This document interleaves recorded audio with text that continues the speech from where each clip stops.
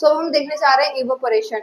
Evaporation एक ऐसा process है जिसमें जो कोई भी लिक्विड होती है वो गैसियस फेज में कन्वर्ट होती है। A phenomena by which a molecule in a liquid state undergoes a spontaneous transition to the gaseous phase at any temperature below the boiling point। इसका मतलब ये कि इवोपोरेशन जो होता है उसमें लिक्विड जो होती है वो गैसियस फेज में कन्वर्ट तो होती है, बट उसका एक कंडीशन है कि वो बिलो बॉइलिंग पॉइंट होगी। बॉइलिंग पॉइंट क्या था, मैंने बताया था कि एक ऐसा टेम्परेचर होता है जो फिक्स्ड होता है हर अलग अलग मैटर के लिए, हर अलग अलग लिक्विड स्टेट के मैटर के लिए। इसका मतलब ये है कि बॉइलिंग पॉइंट जब तभी होती है, जब बॉइलिंग तभी स्टार्ट होती है जब वो उस पॉइंट को रीच करता है उतना टेम्परेचर देने के बाद। जैसे सपोज अल्कोहल का 78 डिग्री सेल्सियस है तो वो फिक्स्ड पॉइंट पे बॉईल होगी।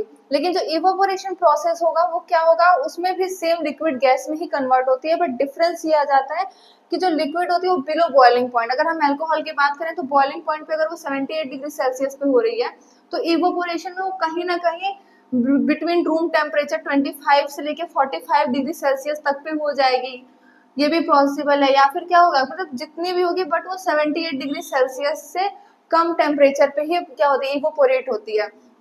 इवोपोरेशन प्रोसेस एक नेचुरल प्रोसेस है और ये बॉइलिंग और इसके में बेसिकली डिफरेंस यही है कि जो बॉइलिंग होती है उसकी रेट जो होती है इवोपोरेट करने की, मतलब लिक्विड की गैस में चेंज होने की, बॉइलिंग की रेट जो होती है, स्पीड होती है, बहुत हाई होती है।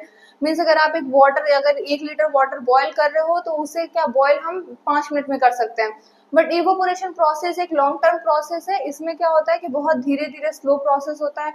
और भी डिफरेंसेस हैं बॉइलिंग और इवोपोरेशन में, जैसे कि गिव्स कूलिंग इफेक्ट। इवोपोरेशन जो होता है वो कूलिंग इफेक्ट देता है। मीन्स अगर कहीं पे भी इवोपोरेशन हो रहा है किसी भी सरफेस पे तो वो सरफेस को क्या करता है, वो कूल कर देता है। अगर इवोपोरेशन प्रोसेस जब पूरा कंप्लीट हो जाए तो आप उस पॉट को देखेंगे तो वो ठंडा रहेगा। जैसे हम मटके में घड़े में अगर पानी रखते हैं तो वो इसी इवोपोरेशन के प्रोसेस के ही थ्रू जो होता है ठंडा होता है। आगे देखेंगे कि कैसे कैसे वर्क करता है, कैसे ठंडा होता है। फिर अगर बॉइलिंग पॉइंट की एक और डिफरेंस की बात करें तो बॉइलिंग पॉइंट में जो होता है वो हीटिंग इफेक्ट देता है। अगर हम किसी भी चीज को यूटेंसिल में रख के क्या कर रहे हैं, बॉयल कर रहे हैं, तो लास्ट में हम उसके बर्तन को देखेंगे, पॉट को देखेंगे तो वो एक गर्म इफेक्ट रहेगा। तो ये डिफरेंसेस होते हैं बॉइलिंग में और इवोपोरेशन में। बस एक ही सिमिलरिटी कि दोनों लिक्विड से गैस में कन्वर्ट होते हैं। फैक्टर्स अफेक्टिंग इवोपोरेशन, इवोपोरेशन जो है बॉइलिंग सिर्फ एक चीज पे डिपेंड करता है, टेम्परेचर, स्पीड, मतलब कितने टाइम हम कितना टेम्परेचर दे रहे हैं। बट इवोपोरेशन एक नेचुरल प्रोसेस है। इसमें बहुत सारे फैक्टर्स अफेक्ट करते हैं हमारे सराउंडिंग के बहुत फैक्टर। जैसे कि अगर टेम्परेचर की बात करें, the rate of evaporation increases with the increase of temperature. Means जितना ज्यादा टेम्परेचर इंक्रीज करेगा उतना ज्यादा तेजी से इवोपोरेशन होगा। अगर एग्जाम्पल हम देखें, हमारे आसपास कोई भी वाटर रिसोर्स है, वाटर सोर्स, जैसे कि अगर हम बात करें कोई तालाब वगैरह है, तो वो क्या होता है, जितनी ज्यादा गर्मी पड़ती है उतनी ज्यादा सूखती है। मीन्स जितना ज्यादा टेम्परेचर इंक्रीज हुआ उतना ज्यादा इवोपोरेशन हुआ, उतना ज्यादा उसमें पानी की लेवल कम हो गई। अगर ठंडी में देखें तो वो बहुत कम, अगर हम देखें तो बहुत कम इवोपोरेट होता है, पानी जो होती है वो भरी की भरी रहती है। क्यों? क्योंकि टेम्परेचर कूल डाउन होता है विंटर सीजन में। टेम्परेचर कूल डाउन होने की वजह से इवोपोरेशन का रेट जो होता है वो स्लो होता है। अब वो रेट स्लो है तो इवोपोरेशन होती नहीं है। तो इसीलिए टेम्परेचर जो होता है वो इवोपोरेशन के डायरेक्टली प्रोपोर्शनल होता है। Temperature evaporation directly proportional to temperature. मतलब जैसे जैसे हम टेम्परेचर इंक्रीज करेंगे वैसे ही हमारा इवोपोरेशन का रेट जो होगा वो इंक्रीज करेगा। ह्यूमिडिटी, पहले तो ह्यूमिडिटी क्या होता है? ह्यूमिडिटी होता है water molecules present in our surrounding. मतलब कि अगर हम बात करें कि हमारे आसपास एक वाटर मॉलिक्यूल्स कितने ज्यादा अमाउंट में प्रेजेंट हैं, हर तरफ है, ऐसा नहीं है। अगर हम देखें बारिश के सीजन में ज्यादा इंक्रीज हो जाता है ह्यूमिडिटी।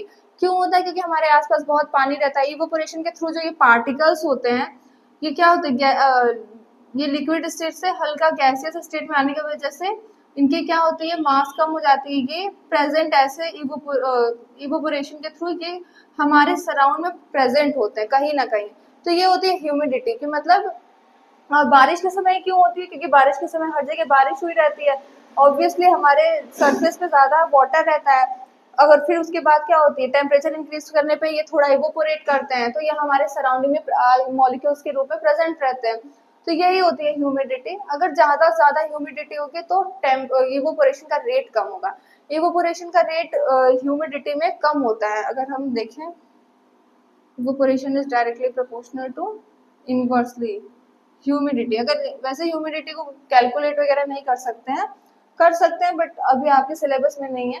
तो अगर हम ह्यूमिडिटी की बात करें तो जितने ज़्यादा वाटर मॉलिक्यूल्स हमारे आसपास प्रेजेंट हैं, अगर हम कोई कपड़ा सूखने को डालते हैं तो वो क्या होता है, वो उससे हम देख सकते हैं कि ज़्यादा जल्दी सूखते नहीं है, क्योंकि जो ऑब्वियसली हमारे आसपास वाटर मॉलिक्यूल्स हैं वो जो होते हैं वो एयर के तो तो मैं बता रही थी कि इवोपोरेशन जो होता है वो इनवर्सली प्रोपोर्शनल होता है ह्यूमिडिटी के। इट्स मीन कि अगर जितने ज़्यादा हमारे आसपास वाटर मॉलिक्यूल्स प्रेजेंट होंगे, वाटर ड्रॉपलेट्स प्रेजेंट होंगे हमारे सराउंडिंग में, उससे क्या होगा, अगर हम कोई कपड़ा या फिर कोई और चीज़ सूखने को डालें या फिर इवोपोरेशन के प्रोसेस के लिए अगर कहीं पे पानी रखा है तो वो क्या होता है कि ये एक प्रॉपर लिक्विड के फॉर्म में है, इसके बीच में क्या है, और ये जो ड्रॉपलेट्स है ये गैस में मतलब क्या है, हमारे एटमॉस्फेयर में प्रेजेंट है, कहीं ना कहीं ये मिड ऑफ गैसेस और गैस और लिक्विड के बीच में जो एक फेज कह सकते हैं उसमें है।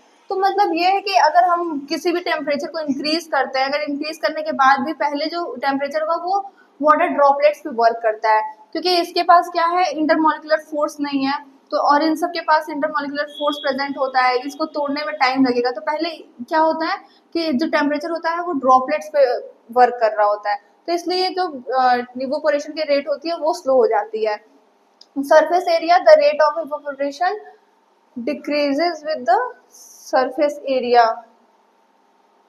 सॉरी इंक्रीजेस होगा यहाँ, मीन्स अगर हम सरफेस एरिया जितना ज्यादा इंक्रीज करते हैं उतना ज्यादा क्या होता है, ह्यूमिडिटी इंक्रीजेस विथ ह्यूमिडिटी। ये लाइन गलत लिखी है, इसे मैं फिर से कर देती हूँ, the rate of evaporation increases with surface area.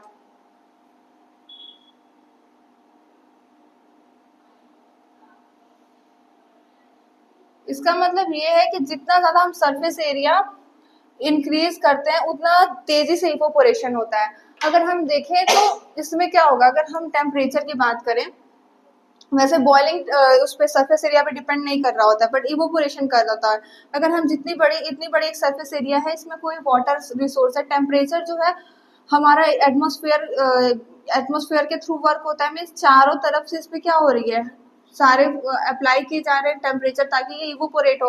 तो जितना ज्यादा क्या होगा, सरफेस एरिया इंक्रीज करेगा उतना ज्यादा हमारा जो टेम्परेचर है उतना ज्यादा वर्क कर पाएगा। तो इस वजह से हम ये कह सकते हैं कि जितना ज्यादा सरफेस एरिया इंक्रीज होता है उतना ज्यादा ही इवोपोरेशन की रेट जो होती है फास्ट होती है। Wind speed, the rate of evaporation increase with the increment in wind speed, मतलब जितनी ज्यादा तेजी से हमारी विंड स्पीड होगी उतना ज्यादा तेज इवोपोरेशन होगा, क्योंकि जो ये वाटर ड्रॉपलेट्स हैं उससे क्या होंगे, अगर विंड स्पीड ज्यादा होगी तो ये धीरे धीरे उसके साथ क्या कर सकते हैं, अगर बॉन्ड में है, एक प्रॉपर बॉन्ड में है तो उसके साथ वो क्या कर सकते हैं, एक पर्टिकुलरली धीरे धीरे छोटे छोटे पार्टिकल्स बन के वो हमारे एटमॉस्फेयर में जा सकते हैं। तो इस वजह से विंड स्पीड जितनी ज्यादा